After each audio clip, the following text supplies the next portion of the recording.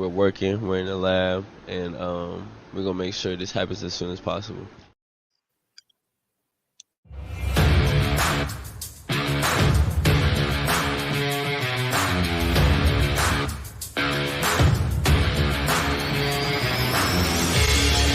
Welcome to an episode of the Sports Genes Into the Lab podcast,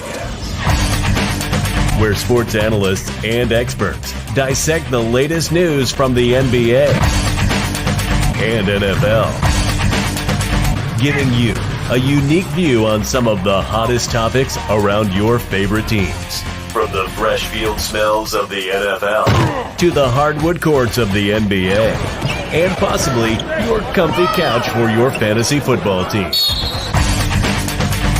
Let's see what kind of news the lab is working with today. Here's your host from the Sports Analytics headquarters in San Antonio, Texas, Ernest Silva.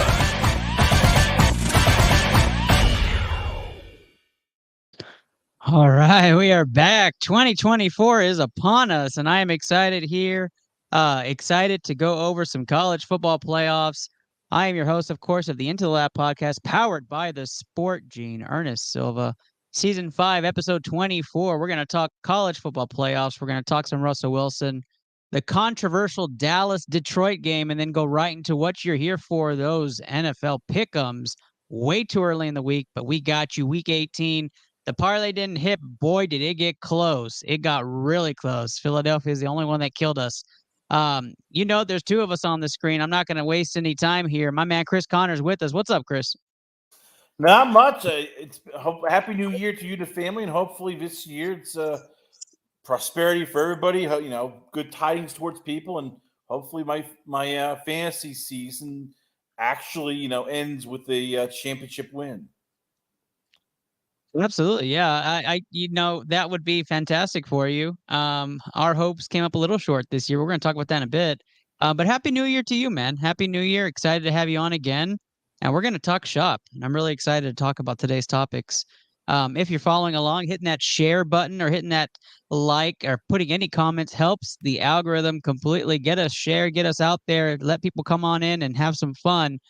Today's episode really focused on picks and powered by the Sport Gene, brought to us by a ton of different shows, content creators, and streamers at the Sport Gene. Starting the new year right, I am your host, Ernest Silva. If you're listening today, hit that subscribe button or that follow button. And again, appreciate your support. Round 1 is all football all the time. We're going to dive right into some college football playoff action. We got to see Michigan, Alabama duke it out this past weekend. And we got to see Texas, Washington duke it out. Let's talk about the first game. Overtime sensation. Miro comes up short. But Chris, Connor, I think the story here is all Michigan. Michigan finally crosses that finish line and gets across to the championship here in the playoffs. For you, what was the biggest standout for Michigan in this game in your mind? What was the biggest piece that stood out for you?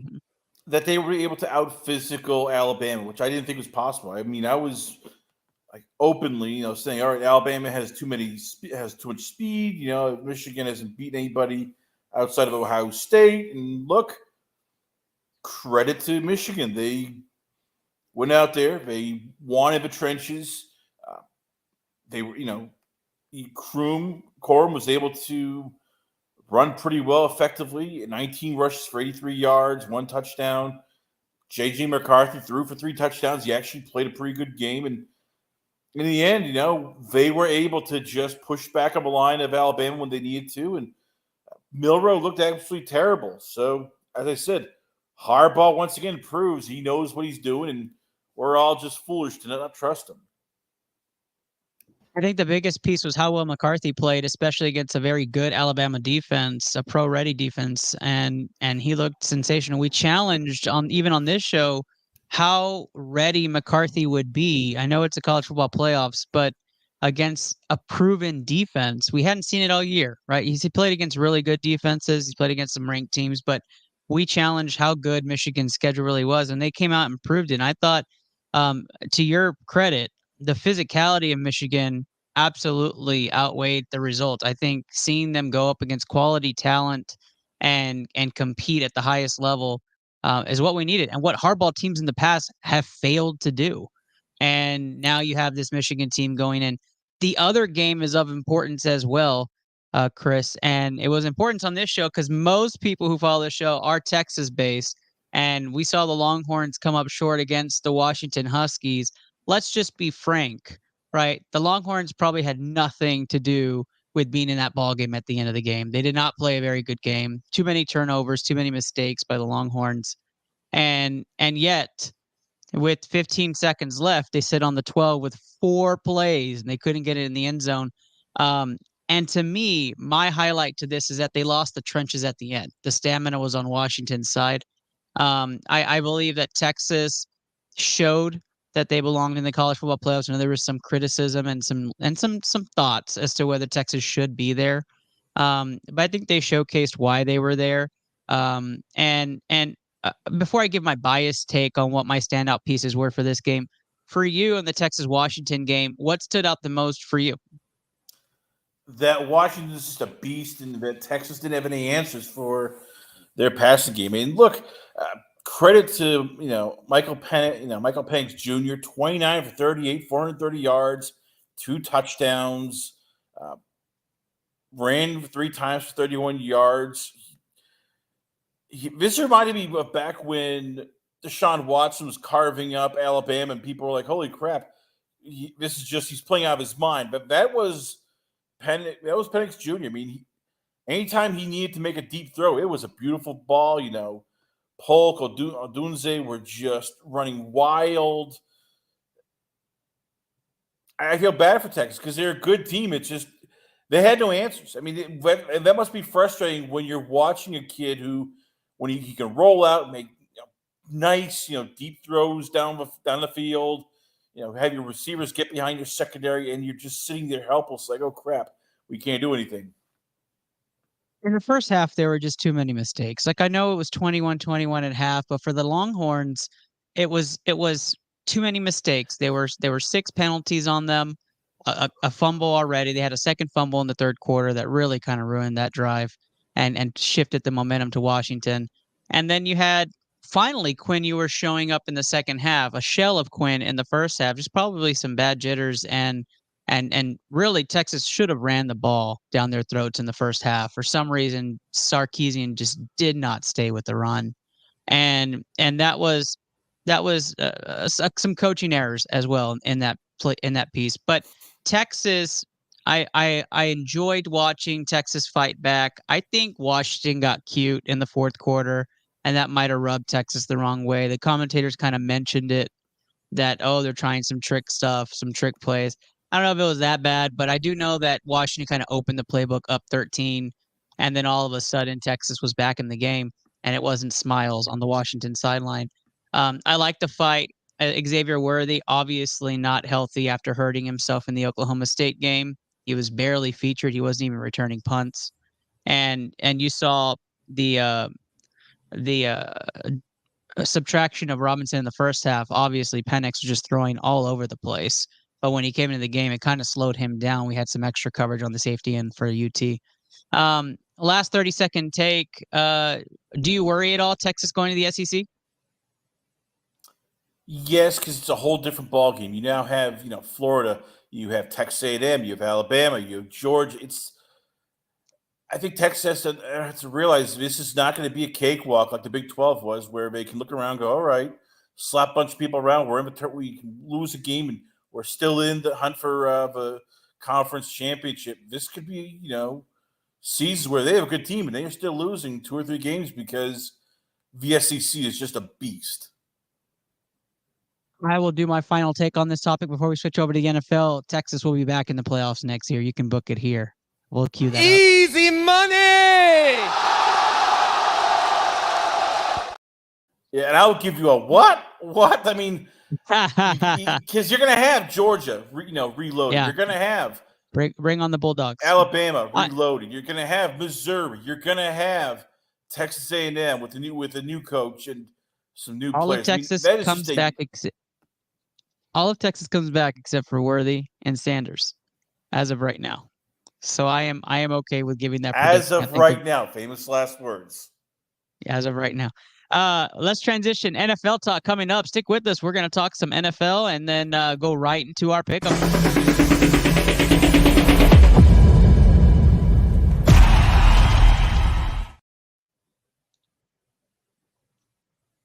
Welcome to round number 1 in our NFL conversation. If you're barely joining us, we just got done talking college football playoffs here on the Into the Lab podcast powered by the Sport Gene.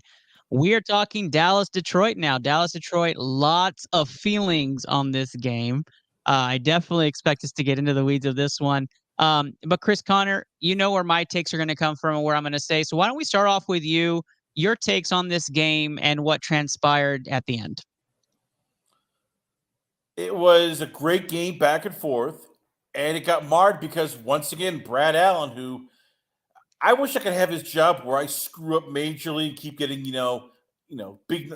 little gifts, every other week. Like, oh yeah, we're giving you a promotion. We're giving you a promotion. And they, when you have a coach explain, this is what we're going to do before the game. When the players come up and explain, this is what we're going to do during the play, and he still screwed it up.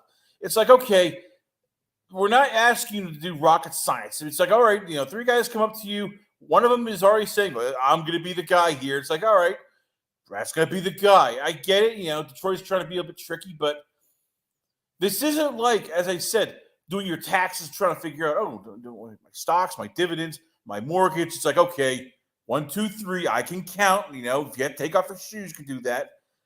And once again, it gives the perception that either referees are incompetent, I think that's a big case, or corrupt, which I don't think so. But hey, you never know because we've seen the NBA referees. They got to do something. This is getting now to the point where Brad Allen's screwing up again and again. And he's got to be the referee for the Ravens-Pittsburgh game. Like, that's just – it's mind-blowing how the NFL does nothing and referees can just, screw up and nothing happens to them.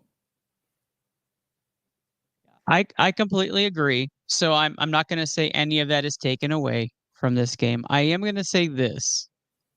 Detroit got cute. Like, they got cute with it, and it backfired. And that's what happens when you try to get cute and try to confuse the defense. And even Dan Campbell today came out and said, we tried to confuse the defense with who is eligible. We messed that up, and we confused the referees as well. I like that they take accountability to it. I'm not going to say that defined the game. Whether or not they scored or not, probably had some time on the clock. You never know with special teams. Dallas has a very good special teams unit. But I will say this. I don't know why you don't go for one. Like, you're backed up to the 7. Kick the extra point. Let's go to overtime. Let's get a shot. I don't know why you go for 2. Now, I know they had another play, got moved up half the distance. They got it from 3.5, I think. They didn't get it. In your opinion, would you have gone for 2 in that instance? Me, no, but I'm very conservative. And look, I credit to Dan Campbell. He's going to go out his way. The team has responded that way. And I understand the philosophy. It's like, all right, 50-50 shot still. We're on the road. Over time, we could lose, but if the Cowboys, drive down the field, and that can happen, as he's seen. Or, if they return, a kickoff, and once again, we lose without getting the ball back. So I get it. If you're going to be aggressive, I get that. But it's still, though, I want to point this out. Dan Campbell had no choice because the NFL is coming out and saying, well, they screwed up. The referee was okay, even when before they admitted, yeah, the referee screwed up. He's seen what's happened. He saw when Andy Reid, lost it on these referees, that the NFL is going to always, circle the wagons, protect, the shield, and referees can do no wrong. When, as I said, twice they went to him and explained, this is what we're going to do. If he can't count, then you know what? Fire Brad Allen. Fire him. Hire a guy who pumps gas. He can count. It's not rocket science. They send 3 guys out. The guy who's going to do it says, hey, it's going to be me here. And he should go, okay, the guy who's going out is going to be him. He fudged. He screwed up again, just like he screwed up when, Marquez Valdez-Scantling got basically rear naked choked to the ground, and he didn't call a penalty on that. This guy is incompetent. So I got a question for you, and it could be off base, but I'm going to ask it anyways. You're Dan Campbell. You're the offensive coordinator for Detroit. You're Jared Goff, and you hear the referees say number 70 is eligible, and you say nothing. Like, you don't correct it. You hear it on the intercom.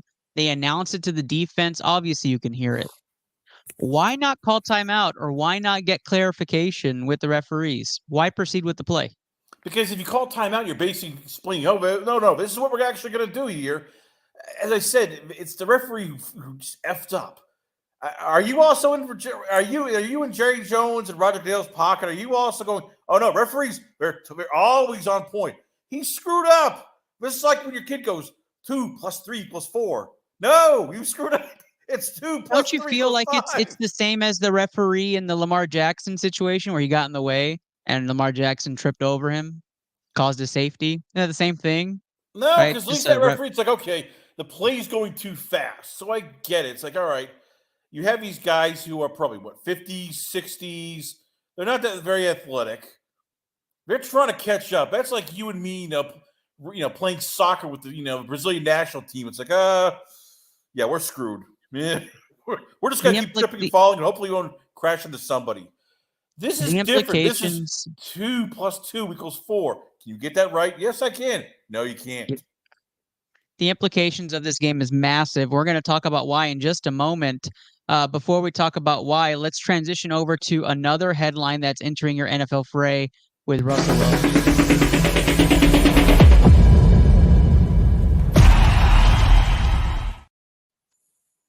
Into the Lab podcast, hosted by myself, Ernest Silva, here with Chris Connor from the Last Call podcast, powered by the Sport Gene. Russell Wilson gets benched, and it's becoming a massive shit show. If you haven't been following along, Russell Wilson came out and said, I was told to sit down because I'm playing too well, basically. And there are incentives on my contract that don't need to be met.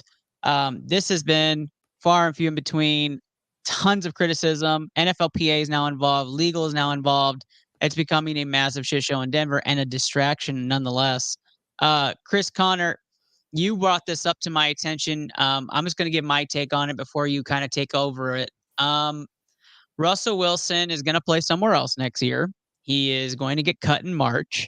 He is on the back end of his fantastic career, but he is a shorter quarterback who can't throw over the middle, who needs to throw outside the hashes, and needs an offense very much geared towards him. So he'll be a very valuable backup somewhere, I think, starting next year. I don't think he starts anywhere. That's my take on it. And I don't think he will get anything close to what he's making at all, money-wise. But he's made his money. He's done his due. He's now going to be probably Flacco-ish and just join somewhere if there's an injury, or play backup somewhere as just a quarterback giving advice. What is your take on the Russell Wilson situation?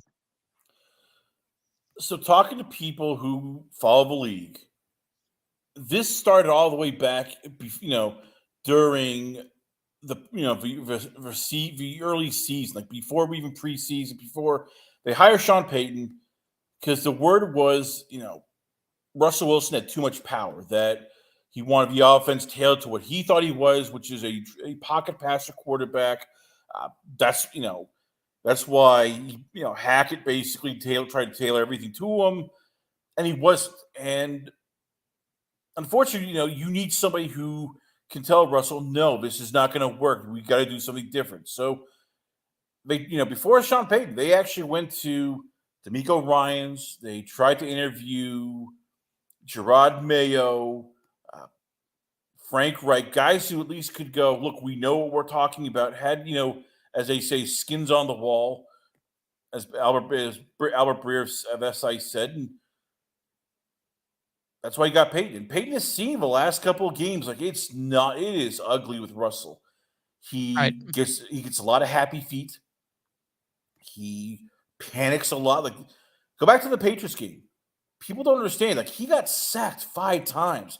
He was making bad plays after bad plays and just looking lost and frightened. To To me, this is Sean Payton finally going, look, we can't do this anymore. We are not winning. We've lost 3 out of the last 4. Our offense has been sputtering all season long.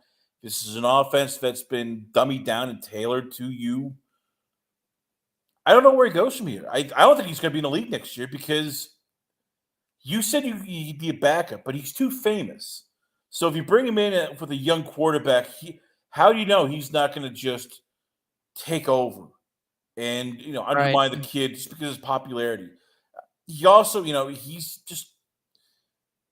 not aware. And I say this because we talk with a lot of quarterbacks, and the standard is always Brady, Mahomes, Aaron Rodgers, Peyton Manning. You could even say, Josh Allen now and Joe Burrow. All of those guys, whether, despite them being famous, they're liked by their teammates because they basically find a way to be like the normal guy. That's not Russell Wilson. He's the guy who thinks he's so important that he needs a publicist, and he doesn't sort of have that self-awareness. So, yeah, this is the end of Russell Wilson, and Sean Payton's willing to be the bad guy because I think he realizes we got to get rid of him soon, because if this goes on the second season, then I'm going to season 3. Maybe I get a new quarterback, but I'm literally screwed. Yeah, I tend to agree with that. I think he goes to the beat of his own drum, right? Like he's a weirdish guy with the way he stays positive in dark moments. And you saw the altercation between him and Sean Payton in the last game, and it didn't look pretty, right? Like we knew that something was going to change. Now that Denver has no chance of making a playoff run, this is what we're seeing from that. And I think we both kind of covered the bases on what we believe on Russell Wilson. I do think he's valuable. I think he has a ton of knowledge. I think he can share that. I think Denver sees something in Trevor Siemian. They paid him a lucrative contract. So we're going to see what happens this week with Denver, and what goes forward, obviously thinking draft-wise and the names that are going to be there, like Michael Penix might be kind of straying away in there, and see him in Denver playing since he comes from the West Coast anyways. Stick with us. No fantasy questions today. I'm hoping everybody had their championship last week, but I am in a league that has their championship this week, which is nuts. We are going to be right back with what you're here for, which is NFL Pick'em, and the standings are very close. I am leading Borak by 2 wins, so nothing changed from last week. We both went 11-5, and this is it, the final week, the final countdown. We're going to start off with Thursday Night Football, but if you haven't heard, BCMG does have a wonderful stream team, very active group that's still currently ongoing. Go check out some of those names like Coach Peanut and the Holy Man, Smashly Gaming, and Mama Bear 1920. Check them out. I got a nice little stream video for you, and then we will be right back with our NFL Primetime Pick'em.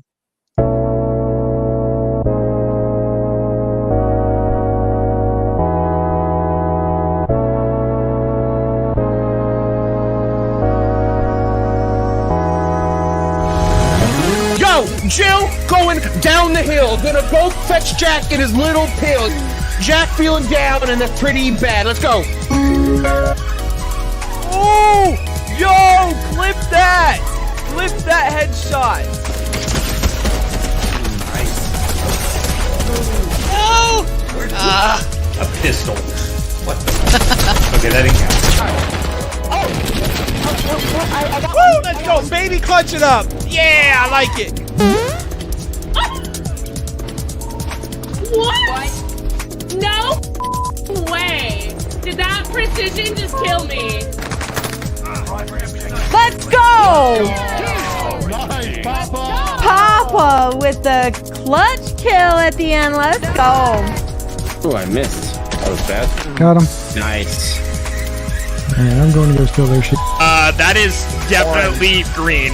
You're dumb and it's orange. We're both wrong, red.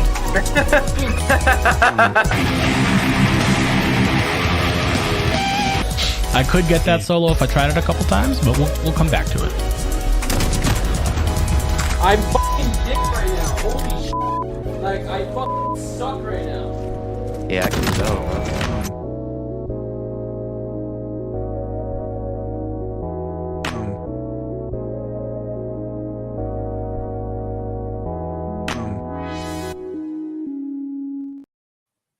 All right, right, we are back with ITL's Primetime Pick'em. It's what most of y'all come on here for, just to get those early picks and find out where the money is heading early. Round number 2, ITL's Way Too Early Primetime Pick'em, powered by Taquito Express. You can get all-you-can-eat tacos for $9.99 down in beautiful Brownsville, Texas. Mention ITL at the counter. Get 10% off your tacos today. Here we go. The early game starting Saturday. Baltimore Ravens versus the Pittsburgh Steelers. Pittsburgh 3.5-point favorites on the road, as Baltimore probably will be resting most of their team for this game. Let's start this one off with you, Chris Connor. How do you see this game going? Unfortunately, a lot of these games I'm going to say I have no idea, because I have no idea what teams are going to do. I mean, that's the problem here. It's like the Ravens have clinched. I'm leaning to the Steelers just because, how much is Lamar Jackson going to play? How much is, I don't think he plays. Flowers? I mean, they could sit a lot of these guys. That's always the worry. It's like, all right, do they go all in? Because they have to buy. So right now I'm going Steelers, but as I said, this is a weird week because you have no idea who's going all in, who's not, and who's just sort of already, getting their flights ready for, Monday morning. I agree. I'm also going Pittsburgh, but I'm going to take the spread on this game. I think Baltimore rests almost everybody. There's no reason for them to play. They're the top overall seed. I see Baltimore playing, even taking out some of their backups that play on the lines and some safeties. So I'm going to run Pittsburgh. Pittsburgh has some momentum coming from last week. Rudolph is going to come in through the holiday season and continue his wonderful efforts. I would ride Steelers -3.5 on this game. And I'm going to put it on the TSG guarantee. So let's rock that on there. Put your fingers in and wave them like you just don't care. The TSG guarantee gets you our first pick, Pittsburgh money line. Going on that parlay ticket for this week. Pittsburgh money line is where we're playing the Saturday early game, and that takes us to our Saturday late game. And I think this is the game to watch. So you have to choose one, spend time with the family early on, and go ahead and turn on the TVs for the night game. Indianapolis versus Houston in an AFC South showdown. Houston 1.5-point favorites on the road. The division is on the line. A playoff spot is on the line. Winner of this one basically makes and clinches a playoff berth. Let's talk this one out. The Houston Texans get C.J. Stroud back, and he hit right in stride. Led the team to a big win over Tennessee last week that was never in doubt. Houston going on the road against division foes who also need the win, who have been playing great under Gardner Minshew and a revitalized season after Anthony Richardson went down. Indy is tough to beat at home. Vegas gave them a run for their money last week. With that being said, I like Houston to win this one outright, and I like them to cover the 1.5. I like Houston to make the playoffs. I think they're a team of destiny at this point, and they put a lot of pressure on Jacksonville, who is going to need to win on Sunday in order to capture the division, because Houston would be right on their tails still going into the final game of the season. Houston's my pick spread-wise. Chris Connor, what you got? I like Houston also. I know that Indy beat them early in the season, but that was with Anthony Richardson, not Gardner Minshew. Gardner's just he came in relief, so he's had success, but still like they're a different offense, and you see it. And with Richardson, I think Houston's defense is in trouble because it's always all right. Does he run? Does he pass? With Minshew, you sort of know he wants to stay in the pocket. So I'm taking the Texans with the points. And it's a shame because Shane Steichen has done a great job with Indianapolis. If somebody said to you, hey, if they're going to finish 9-8 and lose their quarterback in the first 4 games, have a whole Jonathan Taylor thing hanging over their heads, I would have told you you're lying, you're on drugs. Don't worry. In my world, they still make the playoffs, but we'll talk about that in just a second. Let's put those fingers in wave like you just don't care. Houston -1.5 gets on the parlay ticket. Houston -1.5 gets Houston on their Pittsburgh money line. Houston -1.5. Nothing too wild here on ITL so far on the TSG guarantee. But that takes us to Sunday, and Sundays has a ton of playoff scenarios. If you're not familiar with them, we're going to go over each and every one. Let's start off in the beautiful city of New Orleans.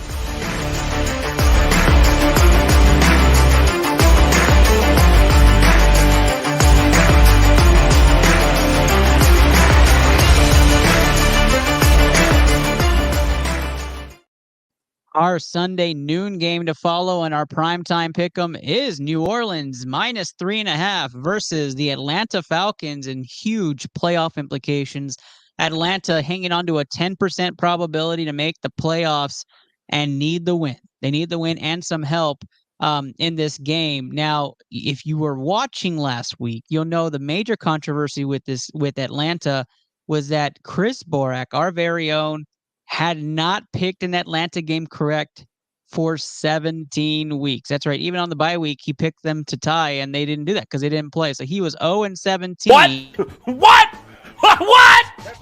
That's right. You were going crazy. And last week, that curse was broken. Chris Borak actually picked the Atlanta game correctly and had picked Chicago to win. So congratulations to Chris Borak and the rest of us that chose Chicago. However, Chris Connor, I think you did choose Atlanta in that game. So that was a wrong choice there. But this is a big game for both teams. New Orleans trying to play and win the division themselves. They'll need some help for that. New Orleans 3.5-point favorites. I'll let you call this game first. Yeah, it's a weird just game because you're looking going, okay, New Orleans, so, they're a team that, they'll just look like crap and then they'll look dominant. Atlanta, as I said, they started off well. Now they've fallen back because Arthur Smith, if I think his job might actually be on a hot seat if he loses this game as well as the last one. Give me New Orleans, though. I just think they had the better quarterback in this game, not by much, but that plus the talent, I think they'll take it over Atlanta. I like that. I like the New Orleans pick. I'm going to write it as well. I like New Orleans to win this game. I like it money line. I'm not putting money on this game. This is not going on the TSG parlay. I like New Orleans in this game. I've seen New Orleans do exactly what you say, choke in those big game scenarios where they should beat teams. They don't. Ends up being a big cluster. And kudos out to New Orleans for battling this year and keeping off some of the expectations because they said they'd be in this scenario. They'd be winning the division. It wasn't easy. Tampa Bay came out of nowhere, and that's the team right now that holds the spot. Tampa Bay win, they're in. They'll need help from Tampa Bay after they beat Atlanta. And so New Orleans will be waiting on that game and watching it very closely. I do choose New Orleans to win this game at home. It's hard to beat them in their own stadium. So taking New Orleans, that is a combined pick. We do like that New Orleans pick, but we're not adding it to the TSG guarantee this week. And that takes us to what some would probably argue the game of the week that most people will be watching and most people are super excited for. I see some of y'all making comments already. But let's roll it to ITL's game of the week.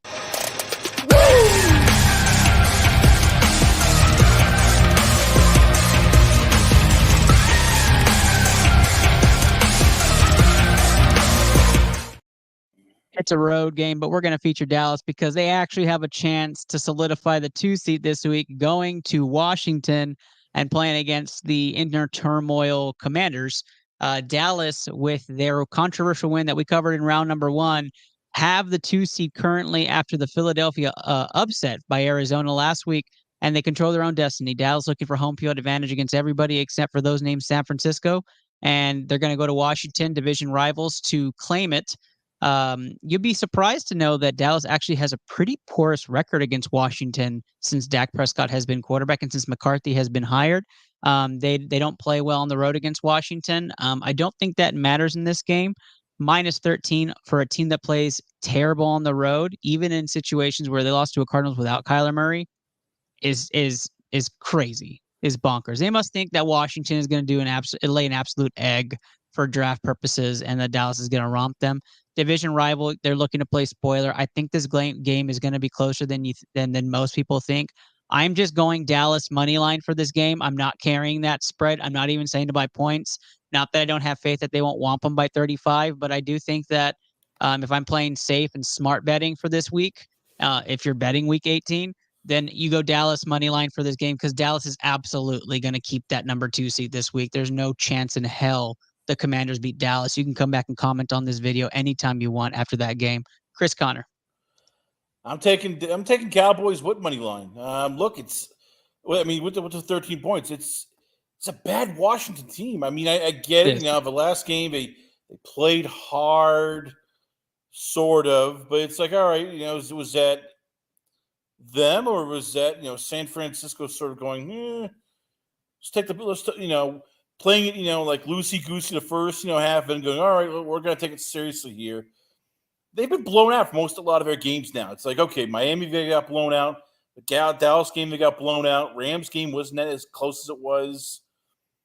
The only close game they've had is the Jets. I think this is just a team that is a bad team, and they're going to get curb stomped.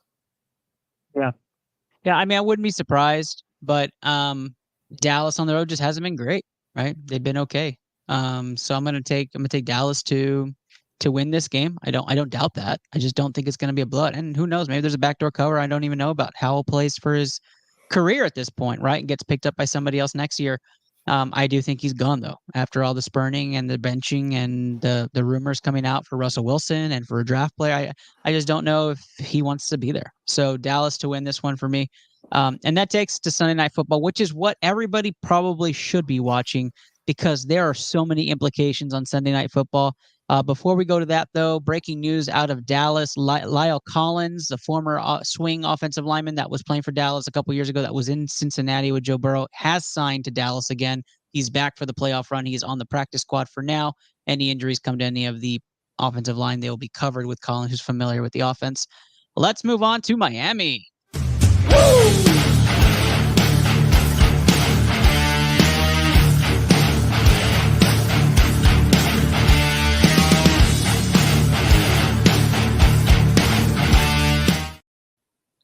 The Miami Dolphins face a tough test against the surging Buffalo Bills, who are looking to sweep and take this division from them.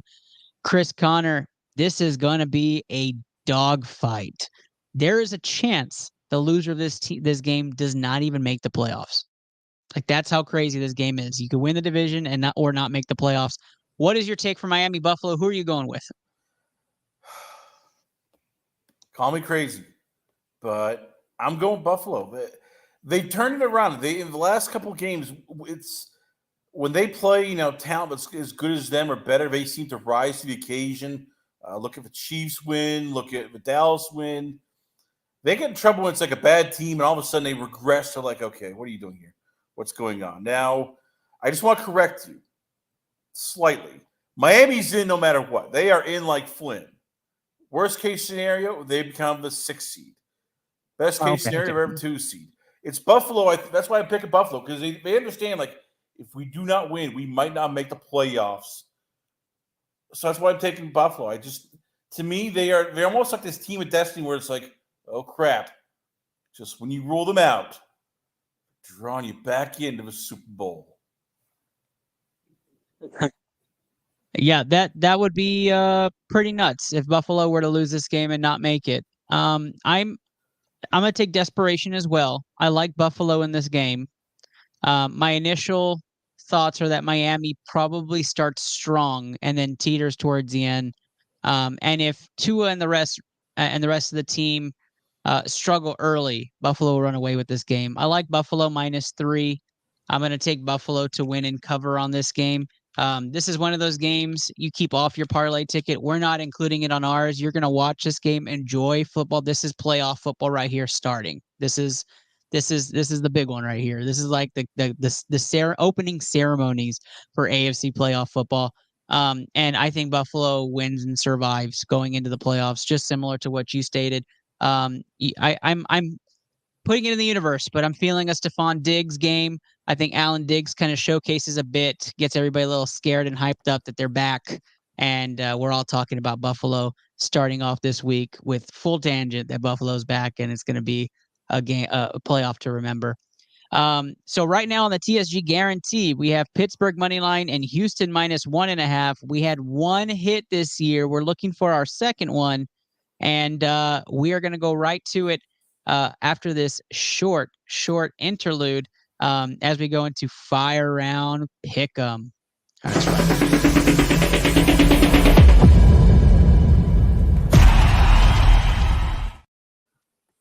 Fire Round Pick'em is all money line. Let's jump in.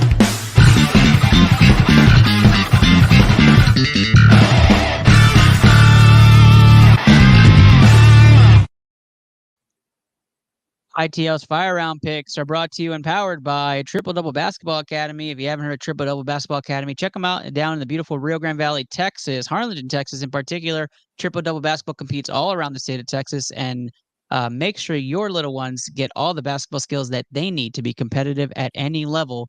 Triple Double Basketball Academy down in Harlingen, Texas. All right. ITL Fire Round pick 'em. We're going to start off in Green Bay. Green Bay Packers win, and they're in. The Chicago Bears are out officially, but Justin Fields has been playing fantastic as of late. In this game, I think Green Bay solidifies. Green Bay gets that 7 seed. I'm going to take Green Bay in this win. Chris Connor. I'm taking the Chicago Bears. Justin Fields finds a way to cause cheeseheads panic, and my good friend Robin Adams of Go Dads Go podcast continues his push to get Joe Barry fired from Green Bay Packers defense coordinator position. Wow, that would be massive, a massive undertaking if Green Bay were to lose. The Saints would be hoping for that for sure.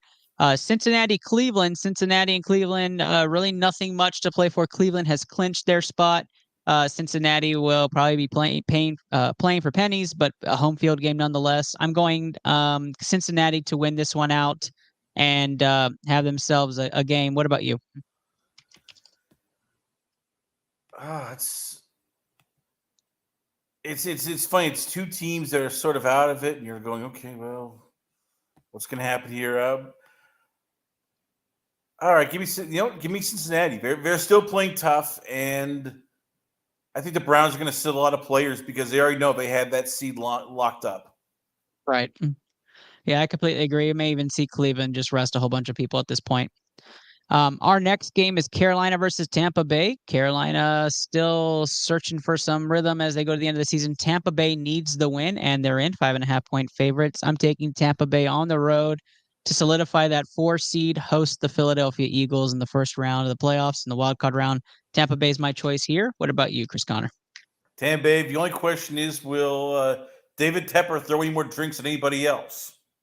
I knew you were going to comment on that. Yeah. Major money for the people who got thrown a drink on, but yeah, big shout out to the owner of the Carolina Panthers. Appreciate the passion.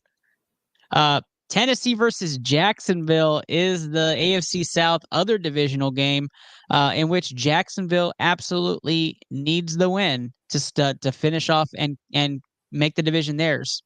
Chris Connor, your pick. God, if Justin Lawrence is healthy, I'm 99% confident he'll be the Jaguars. If he's not, it's 50-50, but I'm taking the Jaguars anyway. Chris Connor going with the Jacksonville Jaguars based off of Trevor Lawrence's health. I am going to pick Tennessee to upset in this game. Of course. People like to see the upset. People want to see chaos happen. Jacksonville was 7-3, should have been running away with this division, and they have completely come up short. Derrick Henry and Tajay Sharp slice up the defense. We are talking Jacksonville stumbling. Houston and Indy's game ends up being the two teams who actually proceed forward. I'm taking Jacksonville to blow it and blow their playoff chances as well in this game. I'm sure you predicted that one, huh? Oh, you picking against the Jaguars? No, I didn't see that coming at all. Yeah. All right, our next game is going to be the snoozer of the week. Let's cue it up somewhere deep in the archives of videos. Shout out to producer Londo and producer Rachel. Bad weather in San Antonio, so I'm glad they are not out and about. Let me guess. You're talking Patriots Jets as a snoozer of the week. I don't know. It could be. It could be.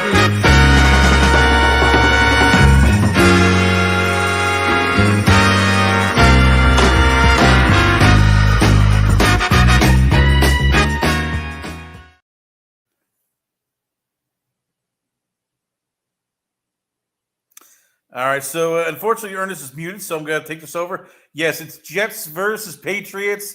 And you know what? It's not going to be a snoozer, folks. I'll tell you why. This could be the last we see of Bill Belichick. This could be it. So you turn on your TVs, you watch this game, because you know Bill's going to go, there's no way in hell I'm losing to the Jets. I'd rather French kiss a bulldog with rabies and lose to the Jets. So, yes, I'm going right now. Patriots, it's going to be ugly. It's going to be, in terms of running up a score, Bill's going to do everything, and he still, at the end of a game, will not acknowledge the fans or the media. That is Bill Belichick.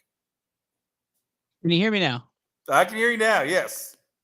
New England wins 10-6 in the snoozer of the week. It's going to be absolutely horrific. It's going to be a defensive showcase. It's going to be like 4 interceptions for each quarterback, and it's going to be absolutely no offense. 10-6 Patriots. Oh, it's going to be more. We're putting them on the guarantee. I'm going to tell you it's going to be more because Bill's going to pull out like fake punt, passes and special, punt, field goal blocks and double reverses, Statue of Liberty, anything to just humiliate the Jets. He's going to do. Matter of fact, you may see like a safety happen for the Jets, and then this is going to be Bill It may be funny to you, motherfucker, but it's not funny to me, okay? And then a safety from the Patriots, and then it goes back and forth. We're going to have like a 6-4 game. It's going to be a scoregami. Matter of fact, bet scoregami for this game. It's going to be the weirdest score. 17-2, maybe. It's going to be something strange like that. All right, let's move on. New England wins that game. Detroit versus Minnesota in a game that's going to be highly implicated if Green Bay does lose. Minnesota will need help. Detroit looking to catch the Cowboys after last week.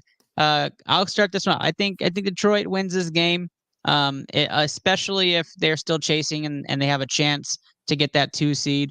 They play before the Cowboys, so Detroit will play the whole game with their starters. Taking Detroit to win this game. Chris Conner. Yeah, give me Detroit. Give me Detroit. I think Minnesota's quarterbacks are just so horrendous. Kudos to Minnesota for staying in this long. Just, give me Detroit, and I think they're going to go full on out because they still think they can get the number 2 seed. All right, put that on the TSG Guarantee Parlay, and if you're listening, we'll go recap all of the different money line options we put on there. But so far, Pittsburgh money line, Tampa Bay money line, New England money line, and now Detroit money line has gone on the parlay. Houston -1.5, the only spread pick so far for today's ticket. Now we go to Las Vegas. The Vegas Raiders host the Denver Broncos. The turmoil in Denver. I am absolutely pounding Las Vegas -2.5 in this game. Las Vegas is going to win this game in on a high note. They've been playing great football. What about you, Chris Conner? Yeah, give me the Raiders. As I said, they're playing hard for Antonio Pierce, and I know there's whispers that Jim Harbaugh might be the next coach because Bruce Davis basically wants that big one home run swing again. But they're playing hard. The team loves them, and I think this could be not only a win for the Raiders, but this could be the win that basically cements Antonio Pierce as the next Las Vegas Raiders head coach. I like that. I like the Raiders. I think they play hard for Antonio Pierce. I think that's going to be the game that they're going to absolutely solidify and make him stand out. Raiders win this game. It is also winning on our parlay ticket. Are you good with 2.5? I'm good with 2.5, yes. All right. Raiders -2.5 goes on the TSG Guarantee. Add that on there with Houston -1.5 and our money line plays. We'll let you know what that parlay ticket is worth at the end of tonight's episode. That takes us to Los Angeles. The Los Angeles Chargers versus the Kansas City Chiefs in a game where I predict the Chiefs probably will not be playing everybody late in this game. And the Chargers are playing for pennies, but have been playing great with stick. I'll let you choose this one, Connor. Who do you got? Oof, once again, this is, as I said, there's some games where you're looking going, look, I'm not going to lie here. This is just a game where you're looking going, who the hell cares? I'm going to defer to you right now because I'm having a tough time making up my mind. Okay, I'm gonna go with the Chargers to win this game. I think the Chiefs rest everybody, and Chargers win at home. I'm gonna take them to win at home. And on a good note, there's also something to reference here. I believe Austin Eckler's still needs to get 100 yards this season in order to make, I think, $1.5 million. So if Eckler's going to be playing full blast, he's going to want his money. I'm going to take the Chargers to win this. A close one, 17-13, but they win against the backups. The Chargers are my pick. All right. Chargers, although I think the Chiefs will try for the first half just because, they want to get some momentum going in. Isaiah Pacheco is 65 yards away from 1,000 yards, which they have not had a 1,000-yard rusher in the longest time. But, I think you're not going to see a lot of Kelsey. I think you're not going to see a lot of Pacheco after the second half. And, I think the Chargers might eke it out just because we have no idea if the Chiefs are actually going to play the full game or if they're going to sit everybody out after the first quarter, the first half. Who the hell knows? Yep, I completely agree. Los Angeles Chargers money line going on. Actually, we're going to keep that one off. I'm not going to put that on TSG guarantee. That might kill it. So let's keep that off. Let's talk Giants, Eagles. Giants, underdogs at home against the Eagles. Eagles have struggled. They have had a terrible end of their gauntlet, and they've had a terrible holiday season. Eagles coming off a loss to Arizona. Giants feeling a tad bit better with DeVito, but they've struggled as of late. Giants did lose to the Eagles recently in Philadelphia. Giants get their revenge. I'll start with you, Chris Connor. I still think the Eagles. I think they took Arizona very lightly, and Kyler Murray is a hell of a lot better than Tyrod Taylor. He's miles and miles better than Tommy DeVito. Point spread scares me a bit, but I still think the Eagles are going to win just because it's talent, and you have to if you have the better quarterback, you will usually win the game. I will say this. The Eagles and Cowboys play at the same time. The Cowboys actually start before the Eagles by 20 minutes. So if the Cowboys are up big and the Eagles absolutely have no chance of catching two, I think the Eagles balk this in the second half and the Giants get their moral victory and defeat the second stringers, get that revenge game win at home. So I am actually going to take Giants spread on this game. If I have to pick money line today, it's Eagles money line.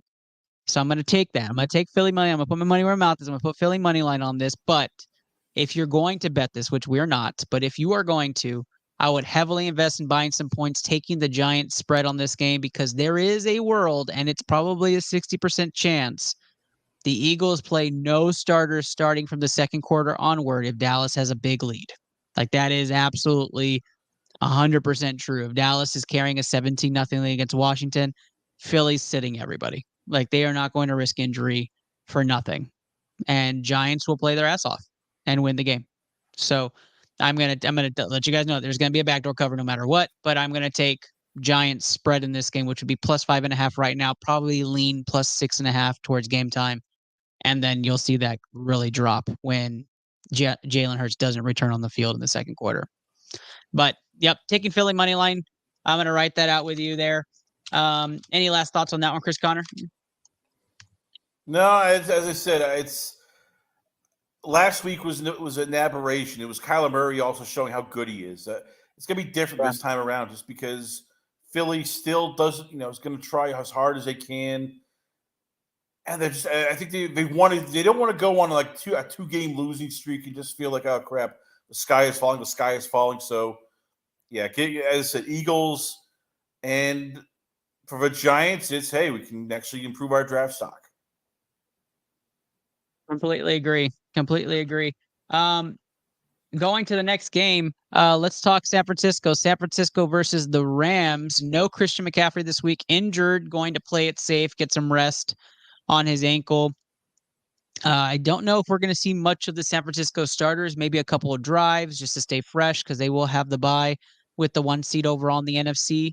And the Rams are playing for nothing also. They've locked in their playoff spot. They will not drop down to 7. So I'll ask you, Chris Connor, who are you taking? As I said, this is another game where you have no idea because, all right, how much are the quarterbacks going to play? How much, can freaking the 49ers? I mean, the 49ers have already said that McCarthy is not playing, so I get, you know what? I'm taking the 49ers for now. I don't like the points, but I think the Rams hold out on Matt Stafford because of his elbow. I think they hold off on Puka Nacua, who's been being dinged up as well. Maybe even pull Cooper Kupp and Aaron Donald quickly. So, yeah, I feel bad for the fans. That's all I can say is I feel bad for the fans because this could be almost like a preseason exhibition game. It could be. I do think that the Rams are going to carry in some of the momentum and to really solidify themselves in the playoff picture. I'm going to say the Rams take this game, even if the San Francisco starters are in there for a half. I'm taking the Rams personally. This to me, and you might call me crazy, and you might say I'm biased because Dallas just played them. This to me is the divisional round matchup of the NFC. The 1-6 matchup, San Francisco, Los Angeles, a surging team end of the year, and the best team in the NFC and possibly the NFL for most of the season. And San Francisco, Los Angeles has played phenomenal. I think this is McVay coming back is saying on his podcast show that he's coming back has been a story today. I do like the Rams' chances against the San Francisco 49ers when at the end of the day, but that's a whole different conversation for a different day. In this Week 18 matchup, the Rams playing their backups or probably playing their starters for most of the game until the game's at hand. I like the Rams in this game against the Niners. And I know that's not a crazy take because I think, Chris Conner, you've said on this show you like the Rams going into the playoffs. Yes. I mean, you look at it, Matt Stafford is the only quarterback right now in the entire NFC that has a Super Bowl ring. So do you bet against him? I mean, and especially if he takes on the Lions, which to me, it's a dome team versus a dome team. They could be a very scary right? team. Like, yes. The quarterback swap again. Goff and Stafford seeing each other again in their old uniforms. Like, it's crazy. This is the script at work, right? This is the script at work. So pretty crazy. Last game of the week. We are here. Arizona versus Seattle in a game where Seattle absolutely needs the win and some help to get into the playoffs. Arizona coming off a big win against Philadelphia on the road, goes on the road, stays at home against 12th man. So let's talk this out. Arizona, Kyler Murray obviously doing his work late in the season, showcasing his ability and what he brings to the table, while Arizona will be a force to reckon with next year. Seattle trying desperately to stay in the playoff picture after basically tumbling post Thanksgiving. I'll start this one off. I like Seattle to win. Seattle will be playing hard. This game is going to be later in the day, but there still be playoff implications on the line with games ongoing at the time. So I think Seattle just finishes off the year with a win on the road and gets their ninth win of the season. What about you, Chris? Yeah, I like Seattle. I get it. Arizona's a dangerous team now that Kyler Murray is back, and they're playing. The Cardinals are also a team that hasn't quit. They're playing hard, but I like the team that in Seattle that they're desperate. They know they have to win. It's winning. If you lose, you're out. And I think Pete Carroll and I think that defense with Witherspoon are going to dial some things up, create chaos for Kyler Murray, and one more year, Pete Carroll in the playoffs. Even though we thought we wrote him off for dead, he's going to be back in the playoffs. Now, he needs help. He'll need a lot of help.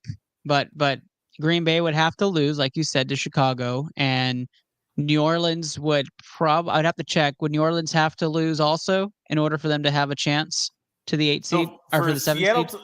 Here's what is according to CBS. If Seattle wins and Green Bay loses, they clinch a playoff berth. There you go. So they just need Green Bay to lose. Good luck to them, right? Like that's huge. And I certainly hope that they get their chance. It's a long shot, but we will see. Seattle's our pick there. They are not going on our parlay, but let's talk about what's on the TSG Guarantee parlay. Thank you so much for being with us. This is why you're here. Let's end things off. Pittsburgh money line, Tampa Bay money line, New England money line, and Detroit money line are their money line picks for the parlay. So if you're writing this down, Pittsburgh, Tampa Bay, New England, and Detroit. Our two spread picks, Houston -1.5 and Las Vegas -2.5. That would get you 19-1 odds for the TSG Guarantee parlay. You'd wave those fingers there, wave them like you just don't care. Put on $10 on that, you win 190. Put on 20, get you 380. slap 100 on there. You never know. This one's hitting, guys. This is our second one of the year. It's our TSG guarantee. We appreciate you guys for being with us today. Lots of playoff implications this week. Enjoy the football. Enjoy the final holiday weekend that's classified as the new year has begun. Enjoy it with some football. Enjoy the national championship as well. And then we have big playoff episodes starting next week. Full cast coming back. Kenny Cotterill, Andrew Con-Sutton, possibly some Josh Elliott, maybe some Davis Cordova, and the rest of the crew coming back. Shout out to Chris Borick and his family. Hope you guys are recovering from COVID. We wish you guys the best. Please send out your wishes to him. Chris Connor, it was wonderful to have you today. Tell everybody where they can find you. You can check me out once again, thelastcallpodcast.com, and I'll be talking with Manny Montreal later this week. We're going to be talking all things boxing, fighter of the year last year, what to expect, who might be, fighting on the first ever Amazon PBC card. And you can also check me out on Twitter, on Instagram, and on Facebook. And next week also, the aftermath of Black Monday. So we also get to talk. Who got fired? Should they have been fired? Rolando might be in mourning because the Bears have decided to move on from Eberhus. I mean, there's going to be a lot of stuff to talk about next Tuesday. Yeah, there's going to be so much, and I'm so excited to listen to that episode. Go catch him, the Last Call podcast. Go find him on Twitter. Go listen to his episodes. He's been fantastic. I've been on there, and we're going to recap probably Houston and Dallas's seasons once everything is all said and done too, right, Chris? Oh, of course. So hopefully you'll be celebrating and not going, oh my God, McCarthy screwed us again. Jerry, you got to fire Matt McCarthy. Fire McCarthy. Definitely celebrating. All right, Chris, thank you so much. I am your host, Ernest Silva, powered by the Sport Gene Into the Lap podcast, brought to you from the movie studio in San Antonio, Texas. You guys have a wonderful evening, and we'll catch you guys next.